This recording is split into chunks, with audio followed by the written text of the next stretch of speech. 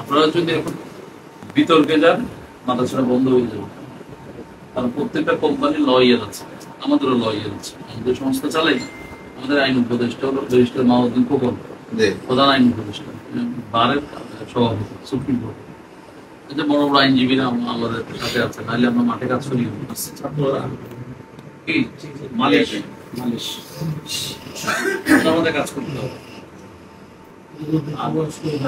হ্যাঁ, এই হুজুরে বুঝছি, দুঃখ প্রকাশ করে আমরা আবার থাকলো কেমন আলামতে আপাতত।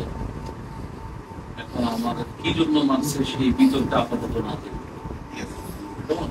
আমাদের দরকার মাদ্রাসা রাজনীতি রাখা, তাদের সর্বদে বহাল রাখা, ছাত্রকে টাকা কারা কারা মারছে সবাই তো মানে আপনাদের কি বললাম, যদি বলেন যে কি জন্য এরকম সেটা আমার আইনগত পদক্ষেপ নেবেন।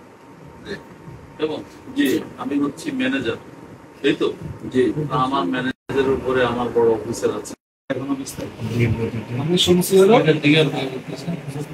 এটা হলো মাস ধরে রাখা 2-3 মিনিটের ব্যবধানে আপনাকে ফোন করতেছি। হুজুরে যখন আমার ফোন দিয়েছে এর মনে হয় 2-2.5 মিনিটের ব্যবধানে আমাদের ওখান থেকে ফোন দিয়েছে।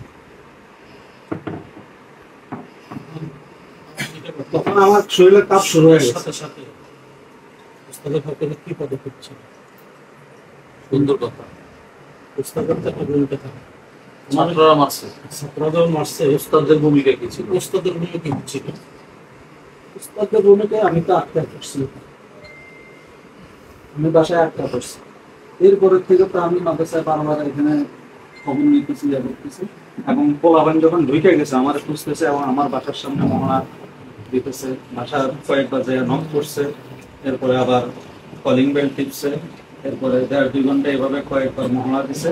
মহড়া দেওয়ার পরে আমার হুন্ডা ছিল নিচে, হুন্ডা তারা আবার নিয়ে আমরা এখান থেকে আপনাকে দেখতে যাবো।